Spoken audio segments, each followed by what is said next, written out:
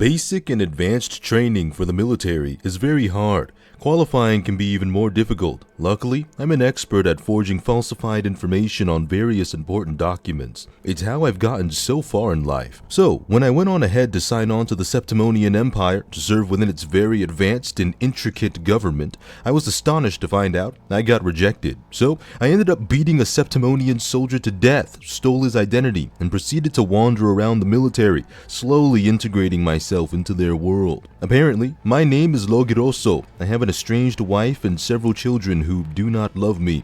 I'm gonna be honest here. I'm starting to think killing poor Logiroso here was doing him a favor. Anyways, I had nothing but one mission.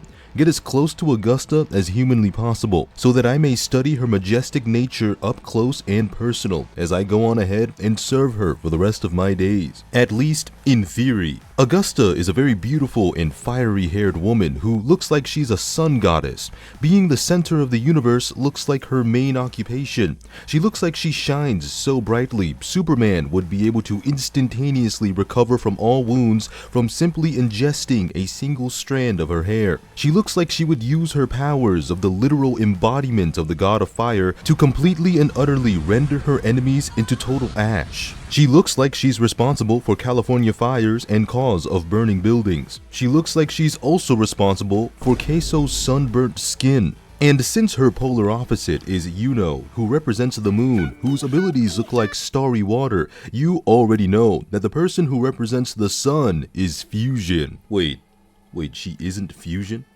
Why the hell does she have a fucking sun on her fucking forehead? On this mission, I've devised a plan to try and get her attention, prove that I am a strong and honorable warrior by beating children at Wuthering Waves Yu-Gi-Oh! And making them cry. Going out to hunt for the body parts and various fluids of tacit discords like this was fucking Monster Hunter, and craft her some form of highly powered gem-filled armor. And finally, proving that I'm the only man to be able to wield her sword for her and present it to her when she's about to handle business, so these other jabronis can fuck off. Now, you may be wondering, well, Rigashu, why isn't it that you're just playing with Augusta? Didn't you save for several weeks to get her?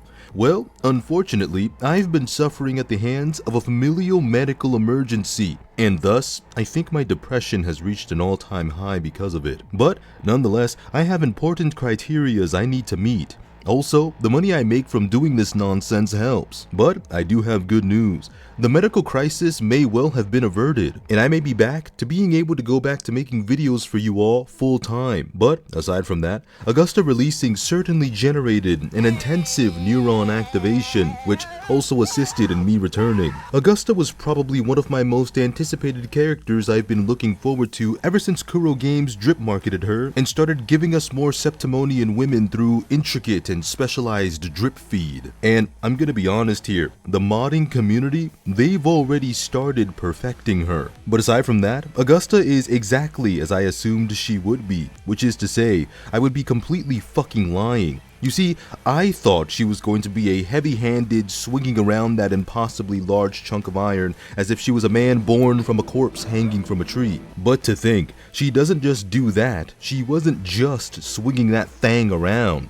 She pulls out a slender lightning blade and fucking taps into the speed force. Now, I'm gonna be honest here, she's so fast I've been patiently waiting for the Wally West edits. Aside from that, her regal form makes me inclined to serve her elegance and excellence, a decadent woman filled to the brim with power. Now, with the $0 and 0 cents currently dancing about in my bank account, I had a single pull and a dream, and then I couldn't get her. But that won't stop me from trying to convince the rest of you to get her. I know Galbrena is around the corner, and a lot of you may be struggling with coping with the fact that Septimont will certainly make you go homeless if it hasn't already. To be honest with you, I've actually been recording and editing this video from inside of a box on the street. Don't even get me started on the feetist priestess of feet.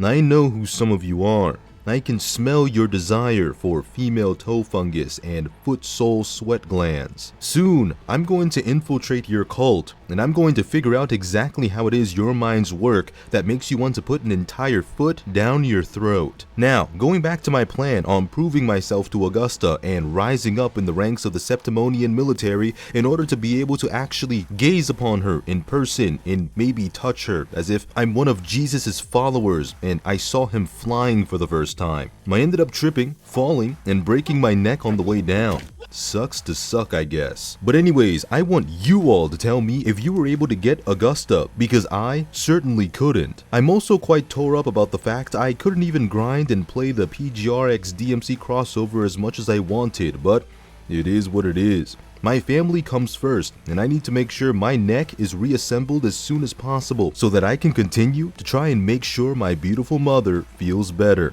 But anyways, what other characters in the future are you all looking forward to getting? I'm personally looking forward to Galbrenna and thinking about adding her to my list of characters where I listen to DMC music as I fight with her. Maybe Devil Trigger. Who knows? But aside from that, please take this short video as a sort of I'm back sort of thing. But anyways, I want you all to take care and peace.